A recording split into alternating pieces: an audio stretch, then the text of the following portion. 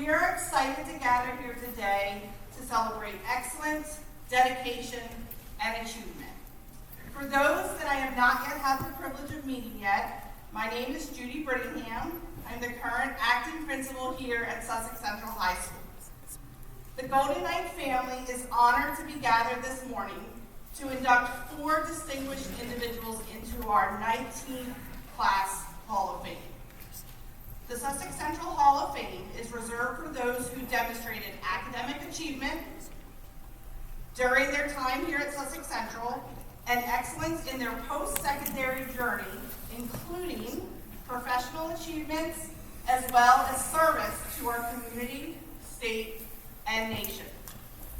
Please join me in a round of applause as we welcome Sussex Central High School's JROTC members to open our program with the presentation of colors.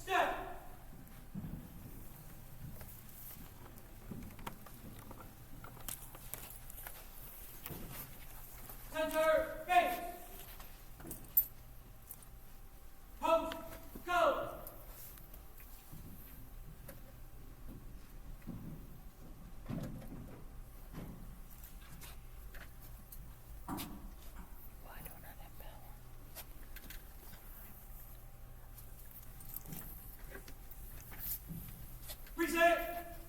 Oh! I pledge allegiance to the flag of the United States of America and to the republic for which it stands, one nation, under God, indivisible, with liberty and justice for all. Order. Oh! Ready? Faint. Forward, forward.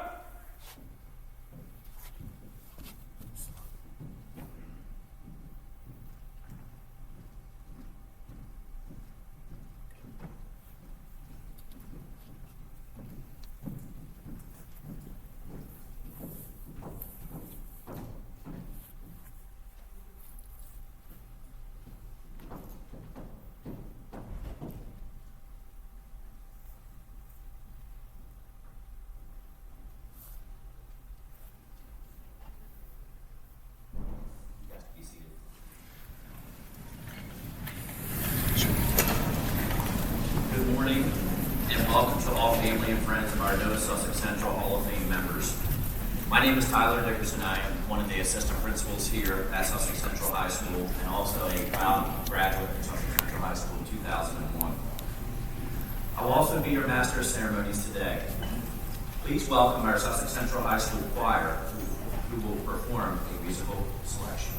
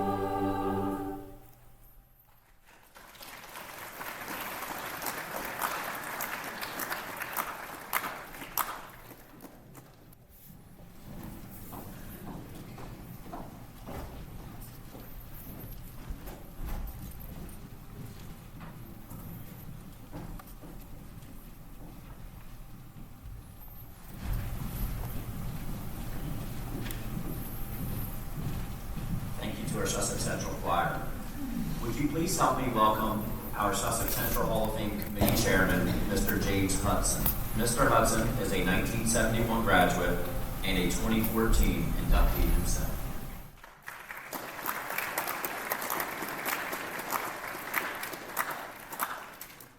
Good morning. On behalf of the selection committee, welcome to the 2023 Sussex Central High School Hall of Fame induction ceremony. Our Hall of Fame was established in 1990 to recognize outstanding achievements, accomplishments, and contributions by alumni of Sussex Central High School. To be eligible for nomination, an individual must have received a diploma from Sussex Central, starting with the first graduating class of 1970. Alumni are eligible for consideration 15 years after their graduation. Sussex Central High School appreciates and welcomes nominations for the Hall of Fame. The process for this honor is simple. Anyone may nominate a Sussex Central graduate for induction into the Hall of Fame. Information about the Hall of Fame and the nomination process can be found on the school's website. Nominations must be submitted by July 1st of each year. All new nominations, along with all those previously submitted, will be reviewed by the selection committee at their annual meeting in August. Candidates selected for induction will be honored in November. Nomination forms and directions are posted on the school's website for anyone interested in submitting a nomination. Members of the Hall of Fame committee are comprised of current and retired Sussex Central teachers, coaches, and our former district superintendent, Dr. Susan Bunning, our former assistant superintendent, Jay Brady, previously inducted members of the Hall of Fame, and members of the community. This group illustrates a diverse group of volunteers who have accepted the very difficult job of choosing only a few distinguished and deserving Sussex Central graduates from the many outstanding alumni that have been nominated. I would like to take this opportunity to thank our selection committee and ask those in attendance to please stand and be recognized as they would remain until I read everyone's name. Fran Dunaway, Robert Ruffin, Gary Brittingham, Dr. Susan Bunning, Colleen Thayer, Paul Eckridge, Dave Marvel, Jane Hovington, Bob Lawson, John Hall, Bob Kickline, Ivan Neal, and Tim Slade. Please give them a hand.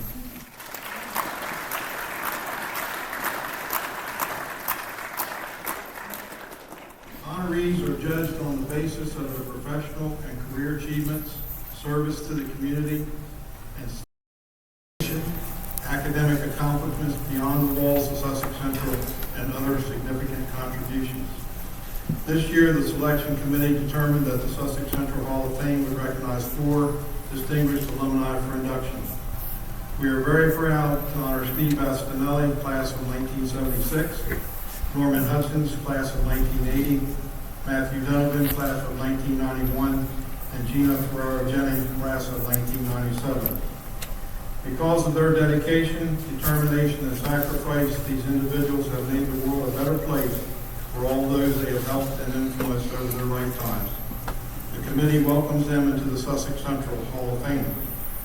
Hall of Fame induction ceremonies will continue annually to recognize other outstanding Sussex Central graduates. With each graduating class, the list of deserving individuals grows longer, making the selection committee's job that much tougher. The committee's work is rewarded when we come together to celebrate the accomplishments, achievements, and contributions of our outstanding graduates, as is the case today. Again, thank you for being here to join in this celebration. And now I'd like to turn the program back over to our assistant principal, Mr. Dickerson.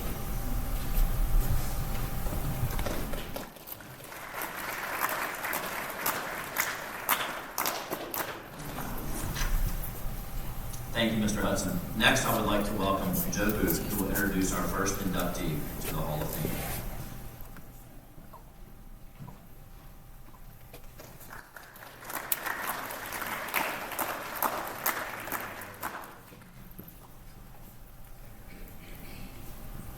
Good morning.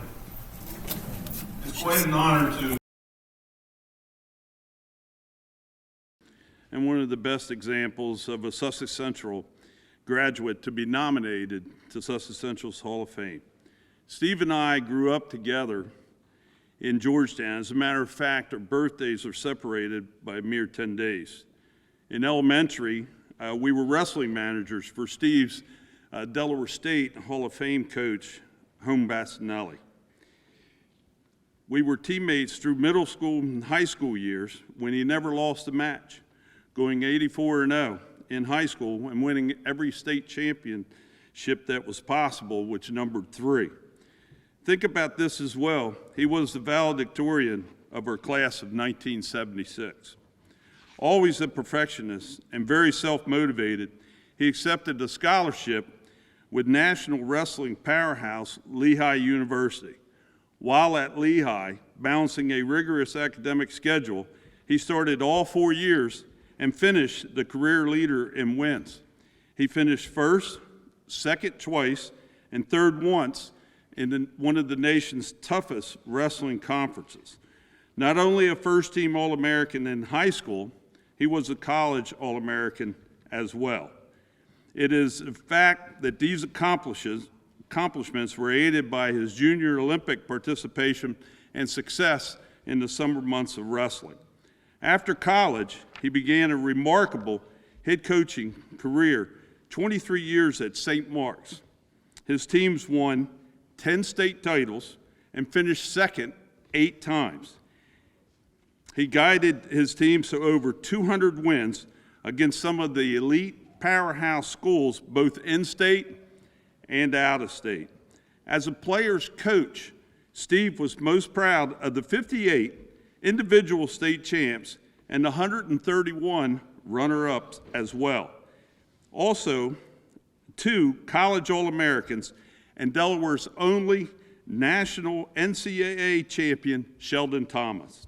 For his efforts, Steve was recognized as Coach of the Year 3 times and also served as president and vice president of the state's wrestling association. Wrestling was not all that he did at St. Mark's. As a full-time teacher, he coached soccer and was actively involved in community. Upon retirement from the private parochial school, Steve took a job of athletic director here at Sussex Central. He moved back upstate as athletic director at Newark High School to be closer to his home.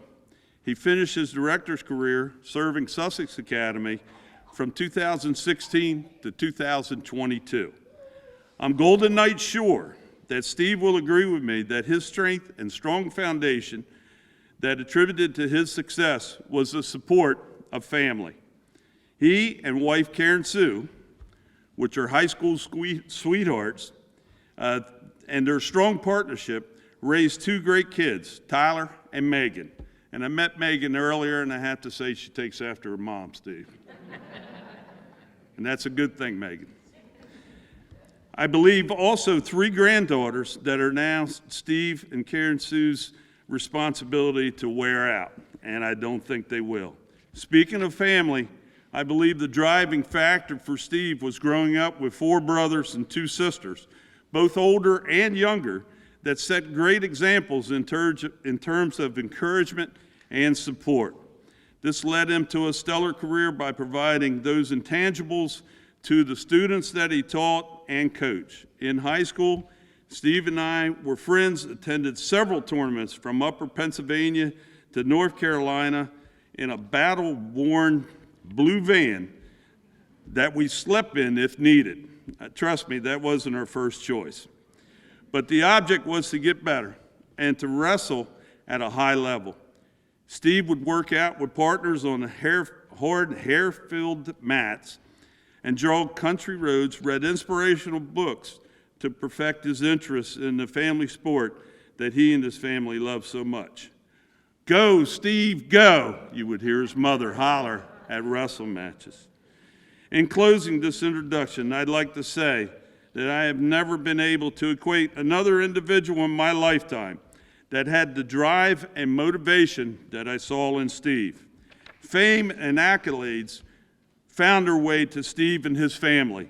He was just looking to be the best that he could be, and along the way was very good at whatever he chose to do.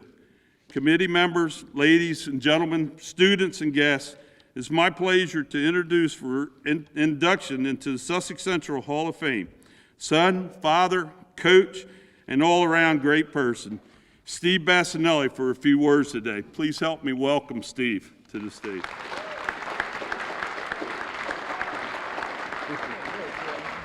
What do I do now? All right. I didn't know they put a little box back here so you actually get to see me.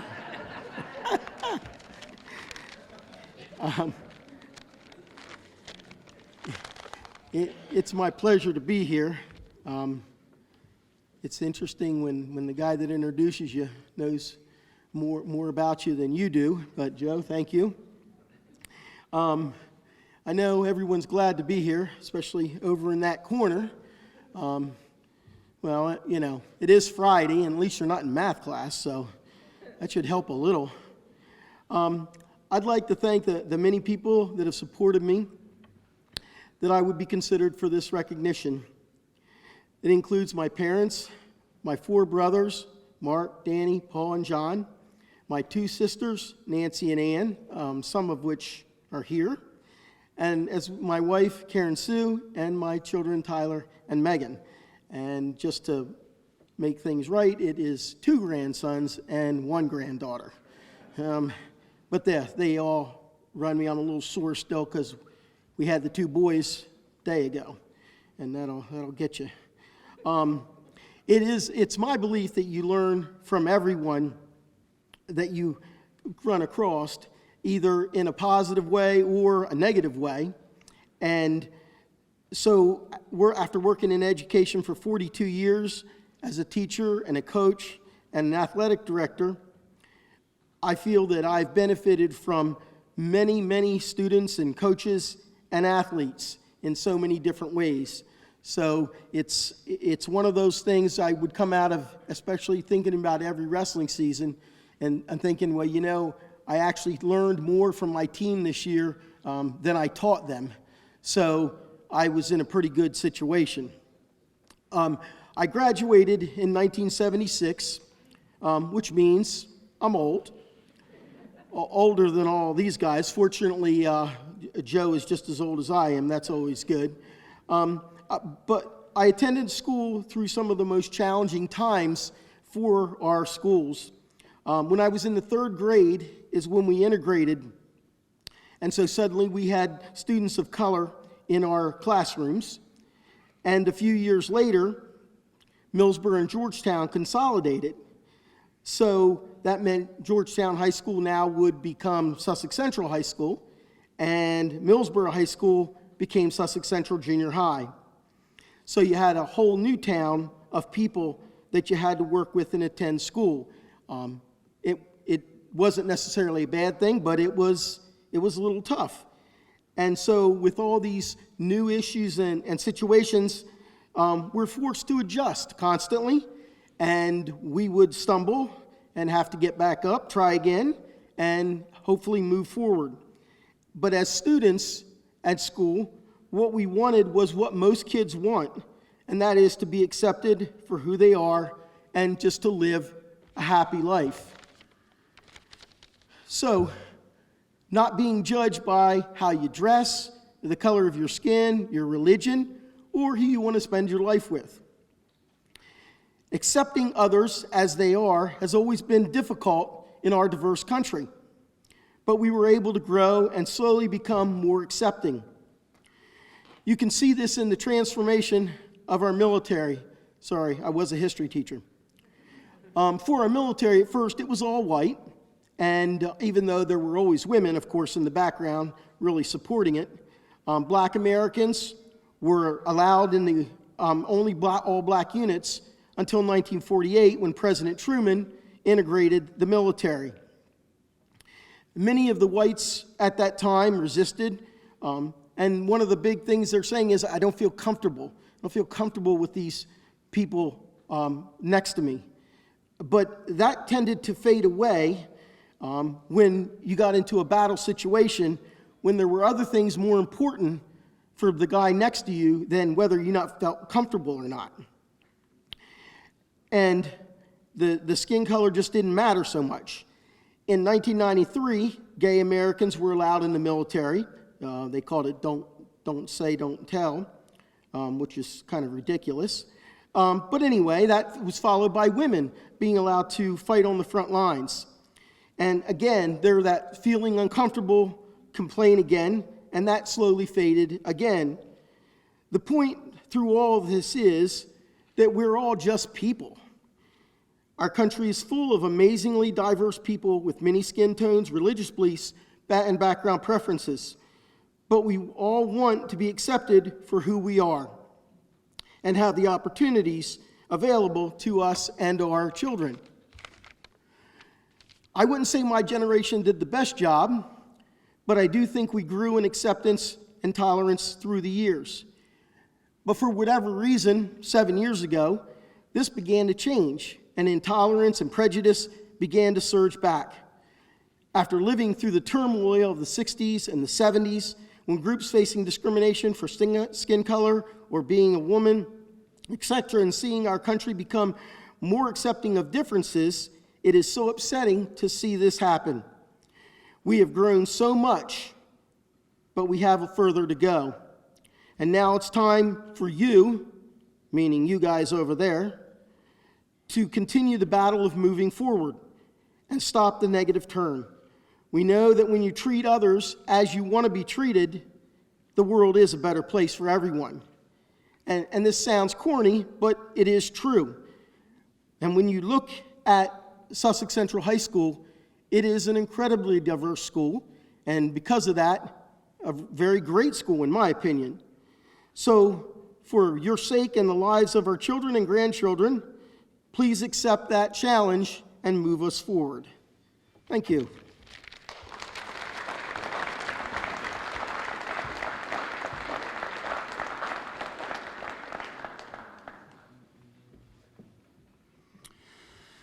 Thank you, Mr. Bassinelli, and congratulations on your induction. And I really wish in 1999 I could have added to your state runners-up instead of state championship as you beat my beloved Golden Knights in the state finals.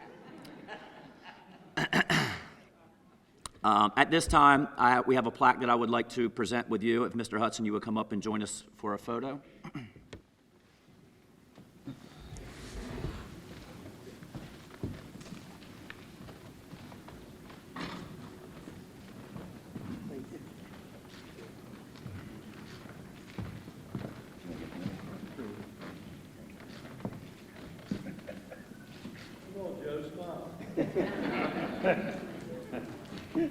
Thank you.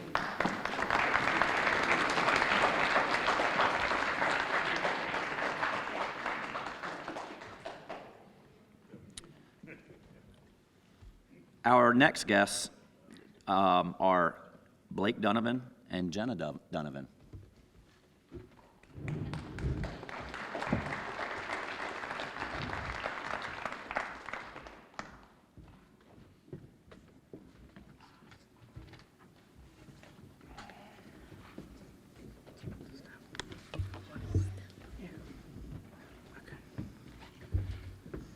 Good morning. We have the distinct honor and privilege to recognize a remarkable man who has left an impactful mark on not only his family and friends, but also his past students, athletes, and co-workers throughout the state. This man is our dad, Matthew.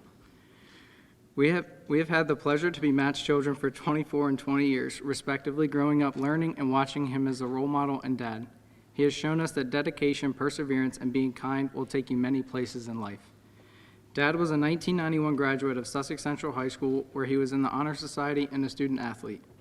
He went to Virginia Wesleyan as a student athlete playing baseball. He transferred to Delaware Tech Community College and played 2 seasons of baseball while working on his undergraduate degree. After finishing his 2 years there, he received his bachelor's degree in education from Salisbury State University. Dad was hired in 1996 by the Indian River School District as a biology teacher. During his tenure here at Sussex Central High School, he was appointed chair of the science department and became the athletic director while also coaching the head varsity girls basketball team and the head coach of the varsity baseball team, where he actually coached Mr. Dickerson. In 2002, he was honored as the Henlopen Conference Coach of the Year. In 2002, he continued his education by receiving his master's degree in curriculum and instruction from Delaware State University. Where there, he made his desire to continue his education known to his dean. Del State did not have a doctoral program in education at the time. Unable to continue at DSU, my dad helped push the university to develop a doctoral program the year after. In 2003, his education journey continued as he was employed by the Cesar Rodney School District as an assistant principal at CR High School. While working at CR, he continued his postgraduate education by receiving his doctorate of education from the University of Delaware. Our dad did all of those great things while he and our mom were raising the two of us and being involved in the local community. He served on the Camden, Wyoming Little League Board of Directors and coached numerous Little League teams for both of us. In 2012, he was hired as principal of Middletown High School for the Appoquinimink School District. He was responsible for over 1,200 students and staff of 140. U.S. News and World Report listed Middletown High School number 1 in 2014 and number 3 in 2017 in the nation during his tenure. He was appointed by Governor Markell to serve on the DIAA Board of Directors, where he served as the vice chairman of the board and chairperson of Rules and Regulations Committee. In 2013, Dad was selected to be a committee member and worker for the Little League Senior Softball World Series in Sussex County. He became second in command of the international event that has been in Delaware for the past 18 years. He's learning and working with the international headquarters in Williamsport, Pennsylvania, to make this event successful every year. This role has enabled him to work with people from all over the world. He has since recruited both of us to work the event also. Dad not only gives back to this community, he and I have worked side by side since 2011 as advocates and fundraisers for the Ronald McDonald House of Delaware. He has helped me carry over 300 pounds of collected can tab tops for their can tab top recycle program. With his help, we have raised over $13,000 for Ronald McDonald charities. Dad is also considered family as an important part of his life, and he proves that every day. In 2017, his mom was diagnosed with dementia, and her mental state is slowly degrading daily. Dad left Middletown High School and moved into another principal role at Sussex Technical High School in May of 2021 to be closer to her. After 2 years as principal at Sussex Tech High School, he has now moved into the role of Director of Curriculum and Instruction in the district office. He continues to try and achieve his goal to be a superintendent of schools someday. Over the years, our dad has been an excellent role model as a dad and as a professional. He has taught us about dedication, how to be kind to all, the importance of giving back to the community, the importance of education, how to balance family and work, the value in working hard, how to change a tire along with life lessons, most importantly. Most importantly, how to love with all his heart. It is with great pride we introduce to you our dad, Matthew Donovan, with his professional life as a teacher and administrator in the school systems, Little League and other community volunteer organizations, and his influence on so many kids' lives, including our own. It is safe to say he certainly represents Sussex Central High School as an accomplished and ever-giving alumni that makes a positive impact to his community and anyone he comes in contact with.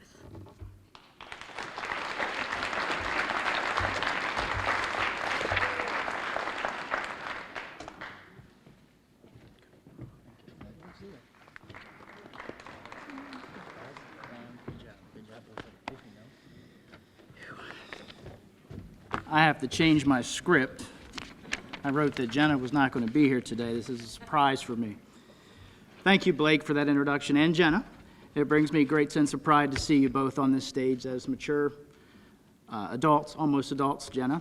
Although you are, Blake, now that you're a husband and to Kristen and father to Paisley Maeve, who's back in the back, you will always be Blakerman. So I'm sorry for that. We're proud where you both are headed in life, and we'll support you at arm's length for the rest of your life. This part was the huge shout out to Jenna for not being here because she's living her best life in Florida playing softball and working on a graphic design degree. But welcome here, Jenna. Thanks. It's good to see you. The letter that the two wrote for me for this committee, for the committee that you heard most of it today, was very heartfelt. My family is very important to me. While I might not be a very emotional person, You might not see me ever cry. On the inside, I've got tears just welling up right now for what my children said about me, and they've been with me along the way and been very supportive. I want to thank the members of the Hall of Fame committee for accepting me. Sincere thank you goes to Mr. Jimmy Hudson for my nomination. He has seen me grow from a high school student all the way up to what I am today. In high school, I was his teacher's aide. He was a very young teacher at the time, but I was a 10th grader, I was a senior, and I was his teacher's aide. With working with him, I learned the value of education and began shaping my goal to become an educator. He was also my baseball coach and helped me understand the value of hard practices, translating into successful game performances. And I have certainly transferred that philosophy to many things in my life. Thank you for being a great teacher, coach, mentor, and most importantly, a friend. I know the Indian River School District has benefited from your leadership, and I certainly have. I'm also grateful to the efforts of the Indian River School District and Sussex Central High School. I was provided a quality education and pushed to achieve my best. Not only were appropriate opportunities available, but I was also counseled to best understand my path. A rich tradition of excellence has been passed down over time, and I know the students here are also benefiting from that same type of experience. Thank you, Superintendent Dr. Owens, for ensuring that success with class resonates throughout. I also want to thank my parents for providing me with a tremendous upbringing that has never really stopped. I know you heard about my mother this morning, and I certainly do miss the advice that she provided me when I was younger. She provided me unconditional love, which only a mother can do throughout some of the most stressful times of my life. I will cherish that love and the conversations that lifted my spirits and confidence level. My father complimented her very well because he knew just what to say to help me conquer my challenges. About 27 years ago, I was a first-year teacher. I looked much younger than I do today.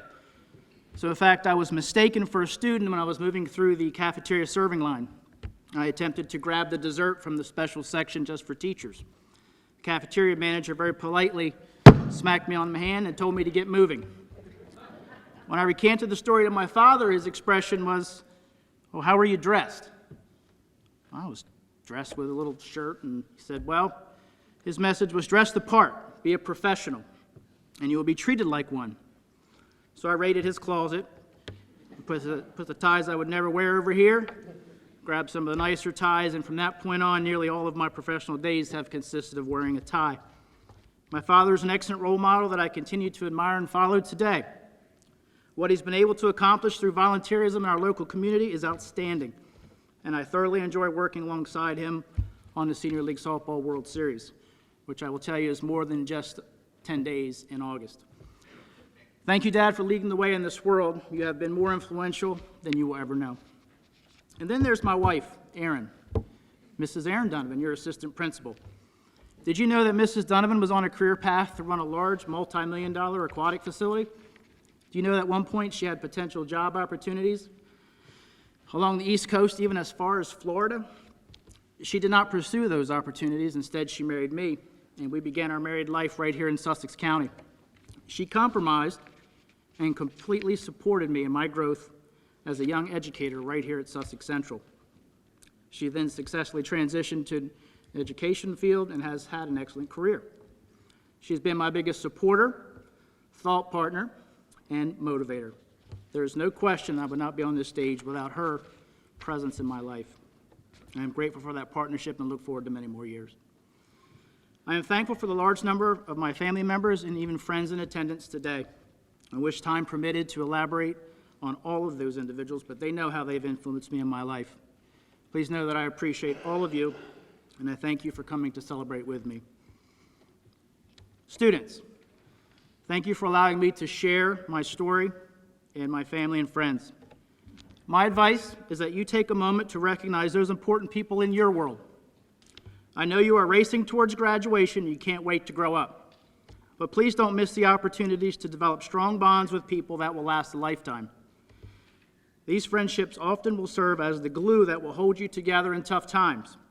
It can also be the support you may need to excel in life. Students, there are many adults in this auditorium that would love to go back in time and be in your shoes, not to change their life's path, but rather to slow it down and experience it again. In life, we sometimes jump on that interstate highway and fly to our destination. We miss so many details. In reality, it might have been best just to come off that exit ramp and drive slowly on those back roads with four-way stops and roundabouts to enjoy the scenery. Finally, I hope you're as proud as I am to be a Golden Knight. There is a rich history here, and I hope that you have the opportunity to make your mark. Best of luck to you as you navigate through the rest of your high school years. Thank you, everyone.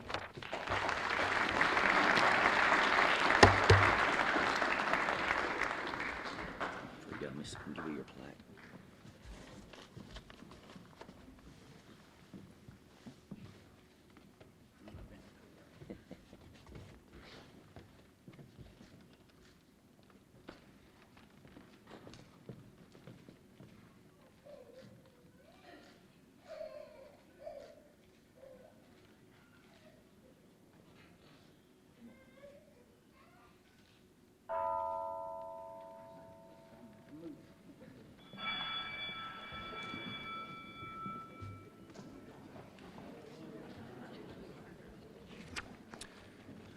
Congratulations, Mr. Donovan. Not only was he my baseball coach, he was my anatomy and physiology teacher, I think 11th or 12th grade. So we go back a long ways.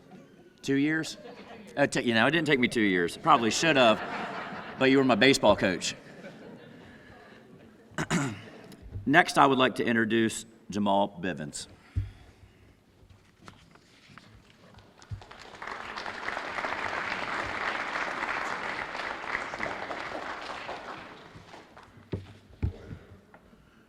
Good morning, staff, students, and people from the community.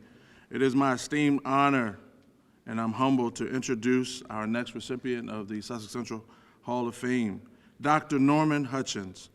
Dr. Hutchins graduated from Sussex Central High School in 1980. Not long after graduating, he relocated to Los Angeles, California, where he attended the Ministerial Training Theological Seminary. He graduated with his master's degree in biblical counseling and a doctorate in church administration. In the year of 1990, Dr. Hutchins signed a recording contract with Sparrow Records, which is now known as Capitol Records, located in Hollywood, California.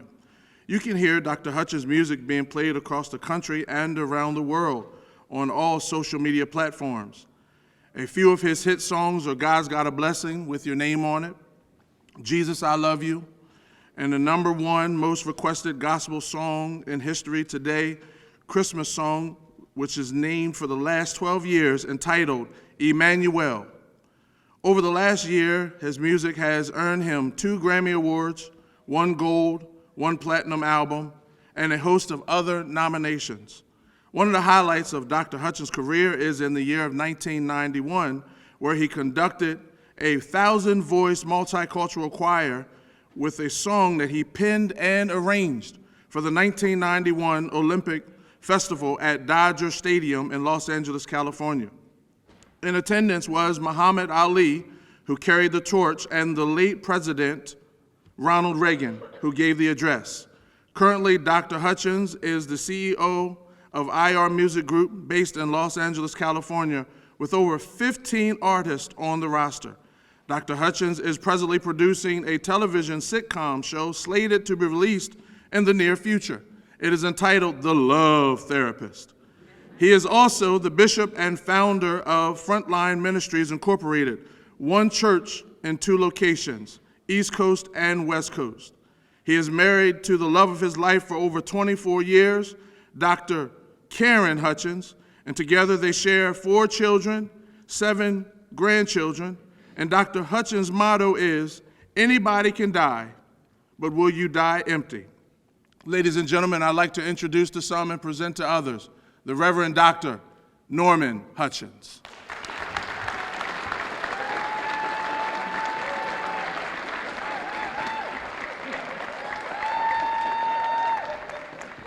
First, I want to say thank you to Dr. Jamal Bivens for that wonderful introduction. And I want to say thank you to the committee for this nomination. And I want to thank all of my family and friends that I haven't seen for coming and sharing this special moment with me today. and certainly to the love of my life, my lovely wife, we call her Lady K. Thank you, honey, for being here with me on today. I was really honored and so surprised when I got that letter. My first thought was they must not remember who I was in the 7th grade. But we're going to leave the past in the past. I will say this to you. I remember when I tried out for football. The coach asked me what position was I trying out for. I said, I would like to be a running back. He said, we have one of those. I said, well, how about a tight end? He said, we have that too. And so I said, well, what position do you have? He told me, he says, we need a football. And it broke my heart, you know, and I think he was really just telling me that I didn't meet the bill. But he still let me join the team. I'm grateful for that. I was able to at least wear the suit, the uniform, all season long, in the cold, in the rain, but I never played one game. Then I tried out for basketball. And the coach, he asked me, you know, if I was serious about basketball. And I said, yes. And he told me that I was too short, that I didn't have enough skills in the tryouts. And I guess because I looked so sad, he let me join the team. Now, of course, when we came out of the locker room into the gymnasium before the game, we would always come out from the shortest guy to the tallest guy. And because I was the shortest, I always came out with the basketball. And we would go all around the gymnasium, and my job, my only job, was to take the ball and tap the backboard. The next guy would tap it, the next guy would tap it, and finally the last guy would make the layup. That's as close as I got to playing a game. But one day I was walking upstairs, and I heard a sound. And the closer I got to that sound, the better it sounded. And when I peeped in the window, I saw a high school choir. And when I saw that choir, I knew then I discovered my gift and my talent. And so I became a member of the choir. I even started a gospel choir at Sussex Central High School. As a matter of fact, 3 of my old choir members are here today in the audience. And then, of course, you know, that incubation and that opportunity, I tried my best to remember the teacher's name. I think it was Miss A. I don't know if anybody can help me. That's all I remember. I think we just called her Miss A, but I don't believe that was her whole name. But she laid the foundation. She helped me cultivate my musical gift. And because of her, I'm truly, truly grateful. But now, let me say this to you as I go to my seat. I was kind of reluctant to share this part with you. But because of the students that we have here today, I think that if we paint a good picture and make things look pleasant all the time, then you'll have some obstacles when things do not go the way you think they should. The truth of the matter is, I come from a big family. I have 31 brothers and sisters. My mother raised 12, 6 boys and 6 girls. I'm the baby boy. And so most of my clothes in school were hand-me-downs and run-over shoes, you see. And I was teased and talked about all the time. As a matter of fact, from the 7th grade to graduation, I was in a class that we call special ed. Not because I couldn't learn. It's just that I was too preoccupied trying to fit in. I was too preoccupied being the class clown because I felt better if I made you laugh than for you to laugh at me. And that was the story of my life. And I graduated. I remember very vividly, it must have been around about the 7th grade, one of my teachers, I can see her in my mind. I can't remember her name, but when I was that young, she looked like she was really old then. All I know, she had a full head of gray white hair, and she walked over with a little limp. And one day she said, "Norman, come go with me." Must have been her lunch break, I don't know. But we went downtown Millsboro, Delaware. She took me to this store called Buster Brown. And she said to me, "You can buy any pair of sneakers you want," because they always talked about my sneakers. And I looked over there and I saw Converses and Pro Kids, and all I kept thinking in my mind is, I can't wait for the guys to see me in my brand new sneakers. She said, "Well, you can get any one pair you want." But I made a mistake and looked to the other side of the store and saw a pair of black patent leather church shoes. And so I asked her, I said, "Can I get those?" She says, "Well, you get one pair." And I bought those patent leather church shoes, and I wore them to school every day, and I wore them to church every day. And as a matter of fact, when I walked back to my seat, if you look at my feet, I have on black patent leather shoes right now. Right now. But I'm honored and I'm grateful because people sow into your life in many ways that you really do not recognize. And so for me to have this honor today, my God, you have no idea how that waters my future. My turnaround was when I moved to California and I met Denzel Washington. I met Stevie Wonder and Magic Johnson, and I was on the stage with Michael Jackson and all of these things and many other people. And it was at that moment that everything that was in me became a reality. That if these people can achieve success, then so can I. And it was through that motivation I began to pursue my life and began to pursue my career. Well, let me say this, and I'm headed to my seat.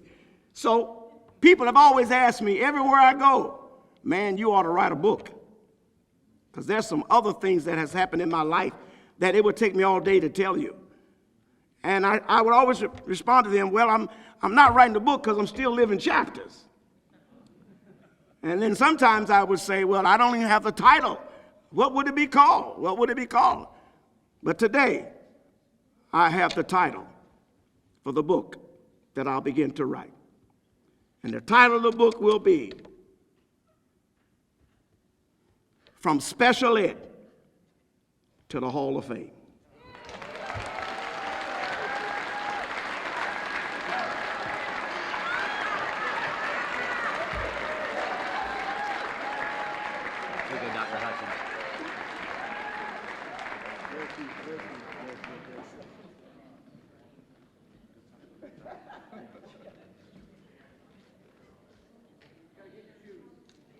Get the shoes.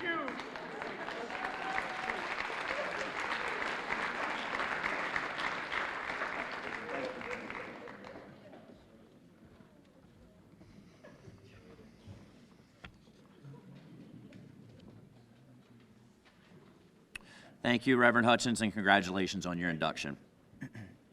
Lastly, please welcome Todd Lawson.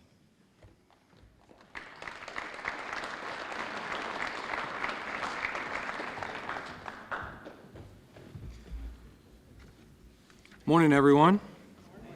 It's great to see you all today and be joined by all of the inductees today. What inspiring stories thus far. I'm very honored to be on stage with you. I'm also honored to introduce our next inductee, Gina Ferraro Jennings, to the Sussex Central Hall of Fame. Gina was nominated to the Hall of Fame because she embodies what it means to be a member of this distinguished group, and I am confident that she will enhance the Hall of Fame with her induction and raise the bar for all future candidates.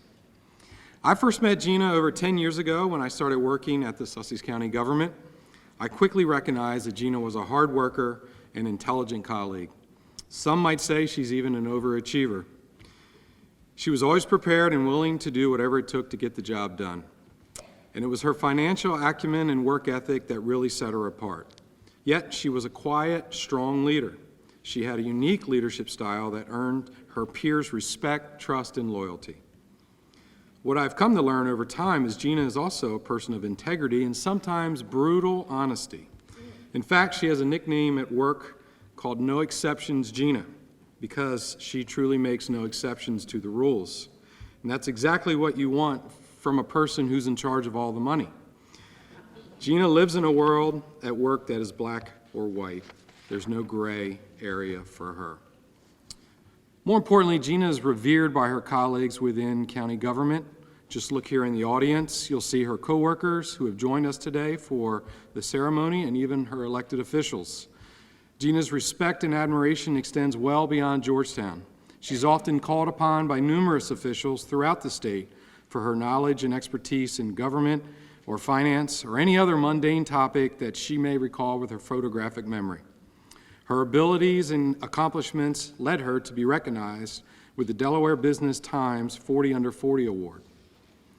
Gina walked the halls of Sussex Central in the late 90s, graduating in 1997, then going on to the University of Delaware, where she received a Bachelor of Science in Accounting and a minor in Management Information Systems. She went on to earn not one, but two, I told you she's an overachiever, 2 Masters in Public Administration and Business Administration from Wilmington University. Upon graduation, she went on to the accounting world in Philadelphia, working for one of the big 4 firms before returning to Delaware, where she transitioned to the classroom and taught school for a few years. I think she realized balancing books was easier than teaching high schoolers, so she returned to the government world, and in 2006 started with the county. In just 7 years, she was promoted to finance director, and in 10 years ascended to become the chief operating officer for Sussex County, the number 2 in charge. In these capacities, Gina and her team oversee an entire $300 million county budget, and along the way have been awarded with some pretty significant industrial recognition, including the Distinguished in Budget Presentation and Certificate of Achievement for Excellence in Financial Reporting by the Governmental Financial Officers Association. She's earned that award several years. And she's earned an upgraded county bonding rating of a AAA rating while saving the county and the ratepayers over $30 million in the largest bond issuance in county history. All of us Sussex County residents should thank her for that. But beyond Gina's professional accomplishments, I am certain her most important and proudest role is that of mom to Adam and Ryan and spouse to Rob. When she's not at work, Gina spends her time being a full-time mom, volunteering for the Henlopen Soccer Club as a board member and coach, planning the family's next trip to the wilderness where they love to camp and RV, and spending her most favorite pastime at a Disney resort or on a cruise ship or tropical island. Gina's most redeeming trait is her kindness, her caring, and her patience, especially dealing with certain coworkers, perhaps myself, and elected officials, none of which are present today in the auditorium. Gina's love for her family and her 3 boys is something that I admire about her greatly. She's a wonderful person, mom, wife, and friend. It's my honor to introduce her today and welcome her to the Sussex Central Hall of Fame. Congratulations, Gina.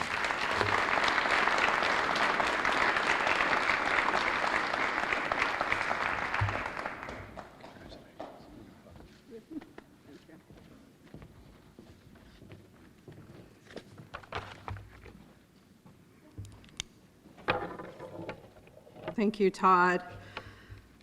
Before I even start, I want to thank the committee. The only thing I ask is I really wish I wasn't after a Grammy Award winner and Reverend. It would have made this a lot easier and a lot more comfortable up here, but I guess you have to work with what you're picked here. So I also want to thank a few other people that helped me over the years. Simply without these people, I would not be here today. First, my husband, thank you for supporting me and tolerating me. I know I take on way more than I should, and I am so difficult to live with, and I'm so sorry for that. To his parents, you raised such a loving and caring person, and thank you for teaching him how to cook, because otherwise my boys would be having McDonald's every night. You raised an outstanding individual, and I could not have been asked for a better partner in life. Thank you so much for my coworkers. I'm surprised how many are here. It means so much to me. I enjoy what I do, but what makes me happy is actually to come to work every day and work with these people. And they know I probably wouldn't have lasted as long without them. Sorry, council that's here. To my council members, thank you for making me feel valued and appreciated. Thank you to my 2 boys. I strive every day to be a better person because of you. And I want to give you the tools, just like my parents did, to succeed in life. And that's what brings to my parents. I'm here because of you. I am who I am because of you. You gave me the foundation and allowed me to do anything I set my mind to. You gave me guidance on what's right and what's wrong. You gave me the keys to succeed.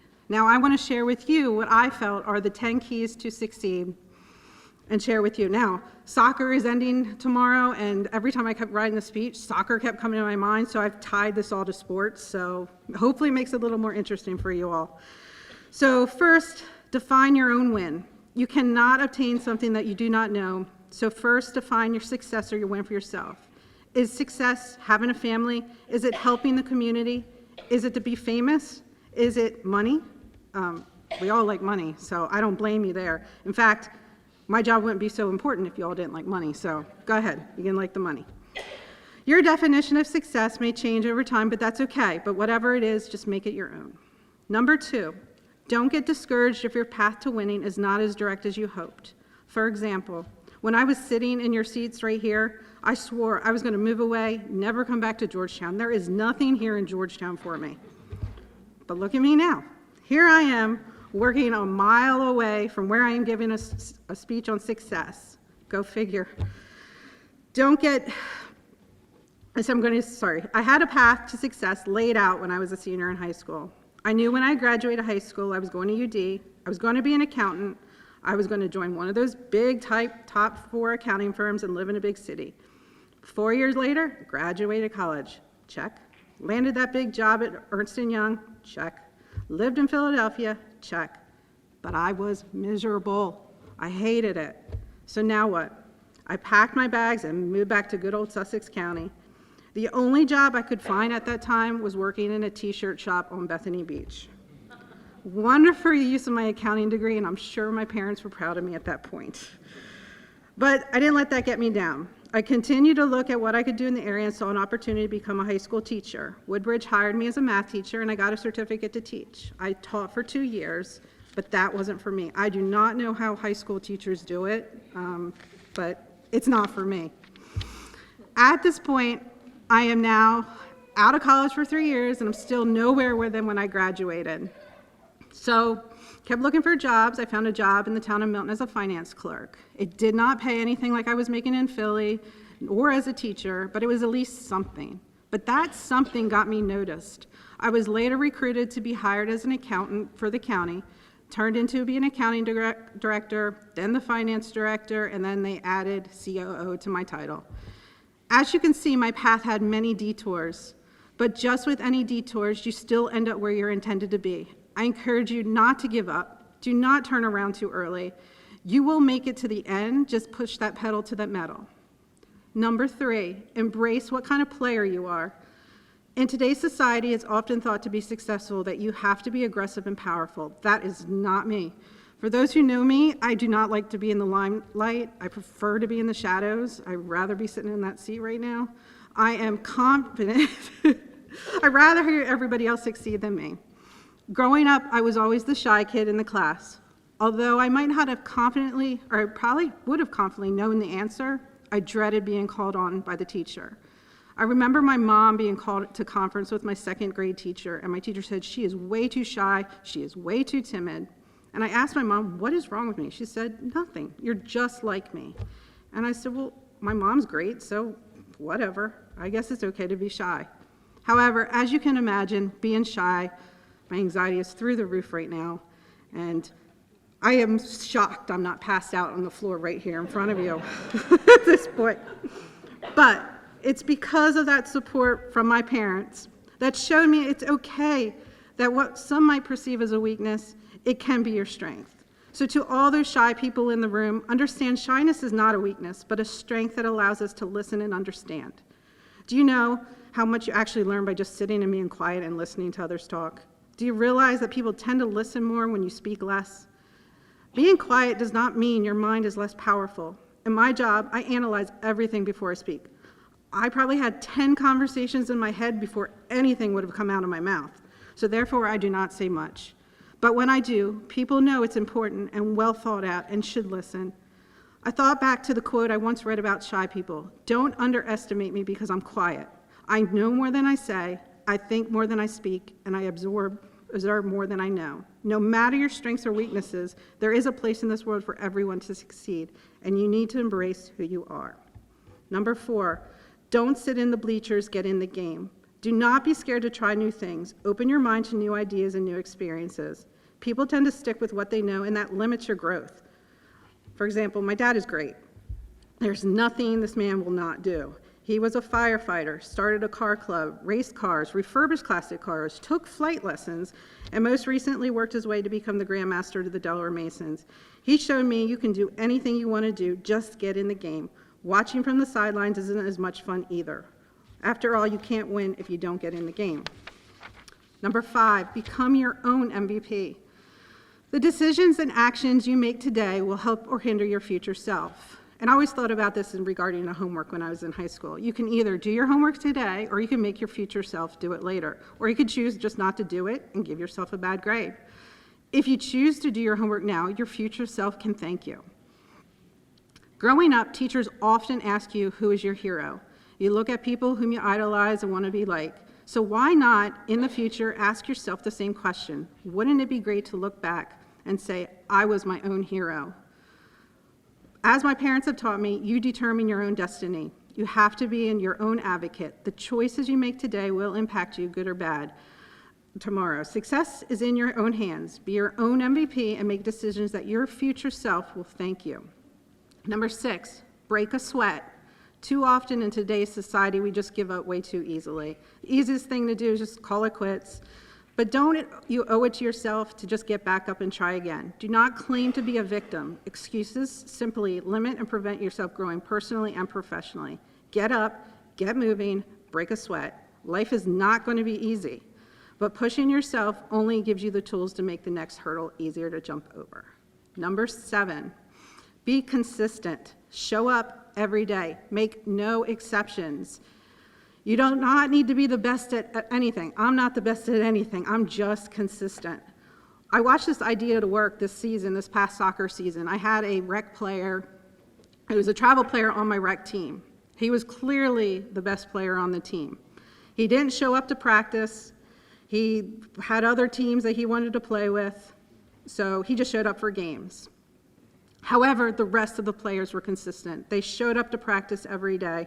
They built a bond. They knew how each other's strengths were, and they built an effective team with a great group of players. They are no longer just a good team because of that one skilled player that didn't show up to practice, but they are a great team because of those consistent players. It's not because we just had that one travel player. And as far as being consistent in the workplace, goes back to what Todd was saying, decision makers need to be consistent. Respect from colleagues and employees did not come easy. You need to earn it. Be consistent. I live by this rule every day. I make no exceptions. So, no matter who the position is, the answer is always the same. Once you make that exception, the exception becomes the new norm. Trust me, I get a lot of grief, including today, that I have this hard line. But in the end, everyone knows I'm fair, and everyone got the same no answer. Number 8, respect what you have already accomplished. I have a hard time respecting my past accomplishments. I always focus on the future. I always want to take that next step to succeed, that I forget to just take a breath and be grateful of what I've already accomplished. It is because of those past accomplishments I am standing before you today. No matter how big or small those accomplishments are, you should not take them lightly, and you should thank yourself. Again, be your own MVP. Number 9, become personally responsible for your game. Take ownership of your actions. Otherwise, you could waste time blaming others for what went wrong and start burning bridges with people you're accusing. Instead, you need to focus on you. I always found it easy to take responsibilities for action so a solution can be worked out quickly in the end.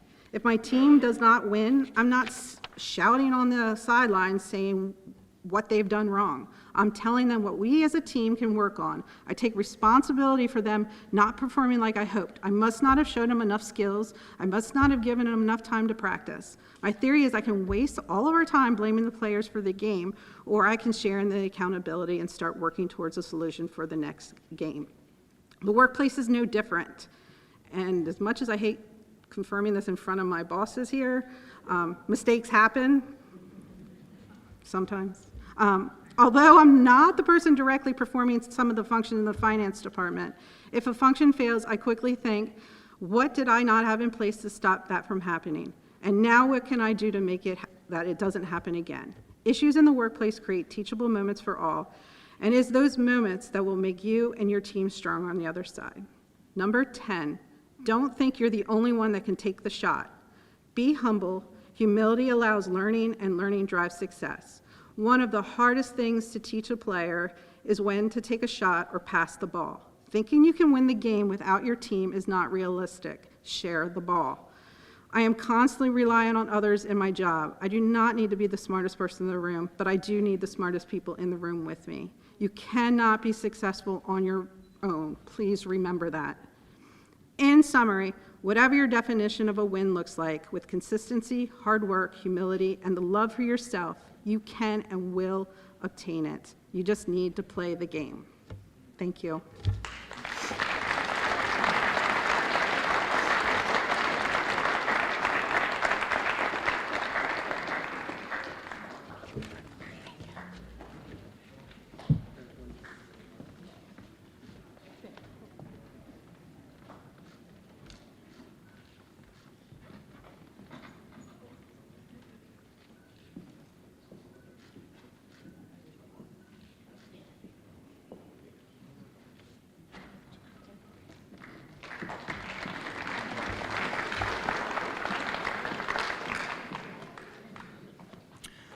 Finally, please help me welcome to the stage Miss Ruth Briggs King for a special presentation.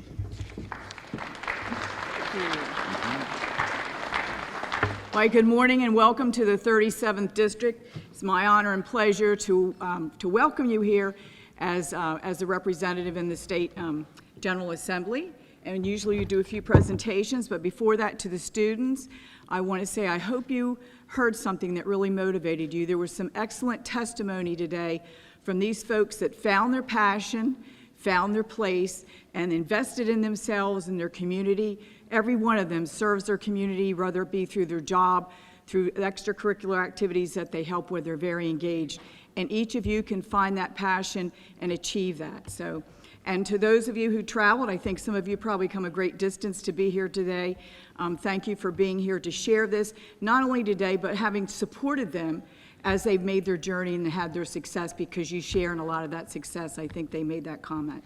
So although I'm not handing out any Grammys or anything special like that today, I do have a few things to hand out. And the first is Steve Bastinelli. Come up here.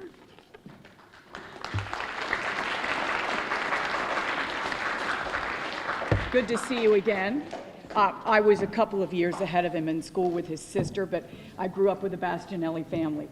What I have for you today are a tribute from both the State Senate and sponsored by that, renaming all the accolades that they've mentioned today, and also one from the House of Representatives, suitable for framing and for bragging rights.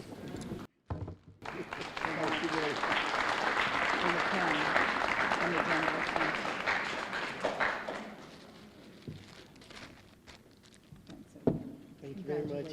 Thank you.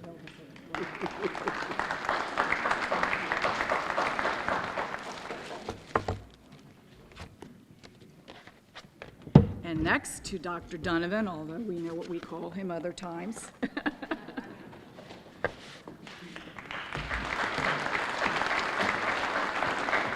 Once again, a tribute from the State Senate and one from the House of Representatives. They both say the same thing, and they're rather lengthy. They're very long, very presentable. But congratulations and thank you for all that you do. Thank you. Good to see you.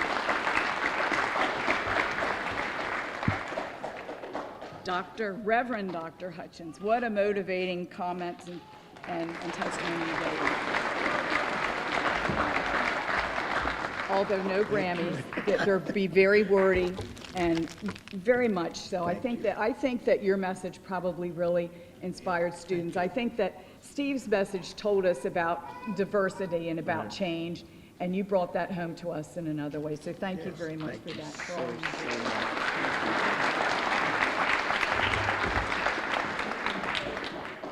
And I've heard this person say no exceptions on more than one occasion. When I've been trying to get some money from the county or to work on something else.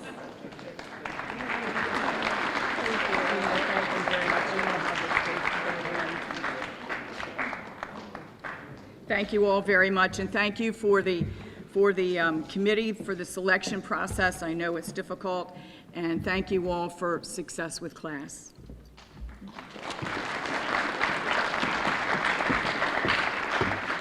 Thank you all so much for joining us today. Join me in another round of applause for our amazing induction class this year of Sussex Central Golden Knights.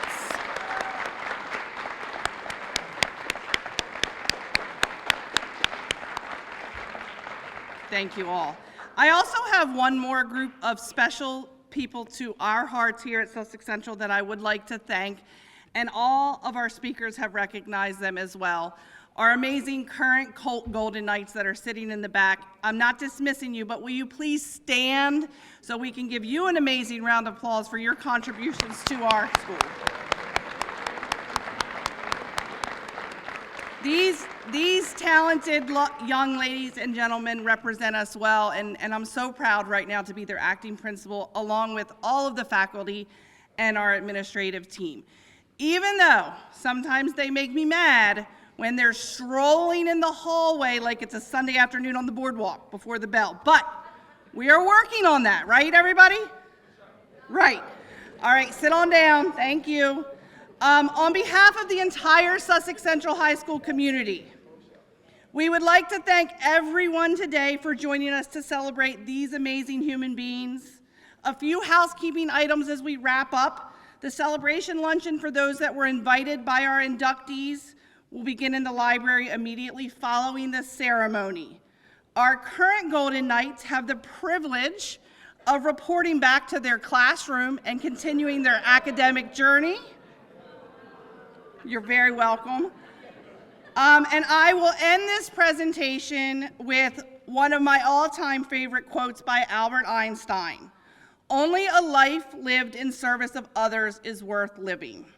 As you have heard here today, our 19th Hall of Fame class at Sussex Central High School has embodied the spirit of this quote.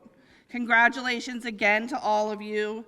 Have a wonderful Friday afternoon and weekend, and good luck to our Golden Knights football team tonight. Thank you all.